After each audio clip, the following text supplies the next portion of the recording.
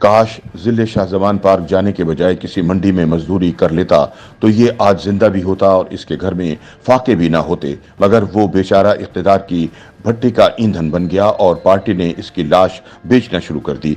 इन ख्यालात का इजहार सीनियर सहाफ़ी और तज्जियाकार जावेद चौधरी ने अपने एक कॉलम में किया। वो कहते हैं कि आप आज मेरी बात लिख लें, पार्टी 6 माह बाद उसका नाम तक भूल जाएगी और ये सियासत की तल्ख तरीन हकीकत है। काश पार्टियों के तमाम जिले शाह इस हकीकत से वाकिफ हो सकें और ये पार्टियों के साथ सिर्फ वोट का रिश्ता रख सकें। ये इलेक्शन के वक्त वोट दें और बाकी 5 साल अपनी दुकानों, दफ्तरों और मंडियों में काम करें। इनकलाब फिर आएगा। लीडरों के दरवाजे पर बैठकर या सड़कों पर जान देकर मुल्क में कोई तब्दीली नहीं आएगी।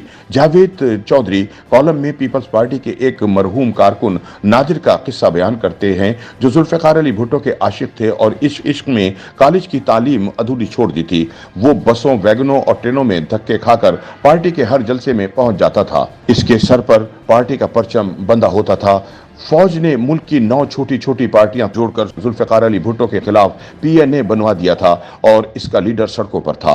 वो तकरीर करता था तो लोगों के दिल रुक जाते थे, लेकिन फिर वही हुआ, मुल्क में मार्शल लॉ लग गया। भुट्टो साहब गिरफ्तार हो गए और इनके साथी फरार हो गए या फिर जेर जमीन चले गए। पीछे सिर्फ वर्कर रह गए जो छोटी छोटी टुकड़ियों में मुख्तलिफ शहरों में निकलते थे, कर्फ्यू और दफा 144 तोड़ते थे, पुलिस के डंडे खाते थे और फिर चोटों पर टकोर करके दोबारा सड़कों पर निकल आते थे।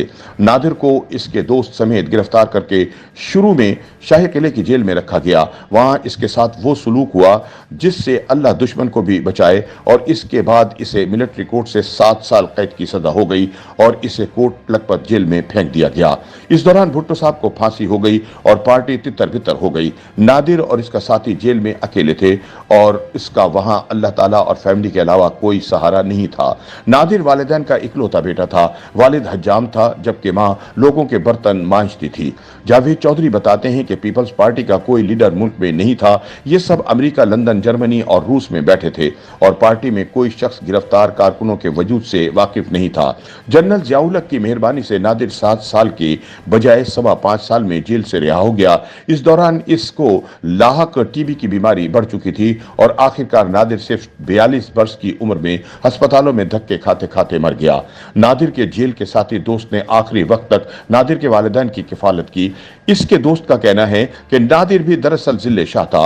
वो 5.25 साल जेल में धक्के खाने के बाद भी अपने अंदर का भुट्टो ना मार सका, वो हकीकत ना जान सका। वो कब्र तक पहुंचकर भी खुद को पार्टी समझता रहा, यहां तक कि मिट्टी मिट्टी में मिलकर मिट्टी हो गई। जावेद चौधरी लिखते हैं कि नादिर के दोस्त को यह समझ आ चुकी है कि सियासत एक बिजनेस है और लीडर इस बिजनेस के सेठ होते हैं। ये सिर्फ अपना फायदा देखते हैं। मशीनें और मजदूर इनके लिए अहमियत नहीं रखते। एक मजदूर मर गया तो इसकी जगह दूसरा आ जाएगा। एक मशीन खराब हो गई तो ये इसे कबाड़ खाने में बेचकर नई खरीद लेंगे और बस। दूसरा, हमने अगर अपना मुकद्दर बदल लिया तो कौम का मुकद्दर भी बदल जाएगा और हम अगर नादिर और जिले शाह बने रहे तो पूरी कौम जिले शाह बन जाएगी।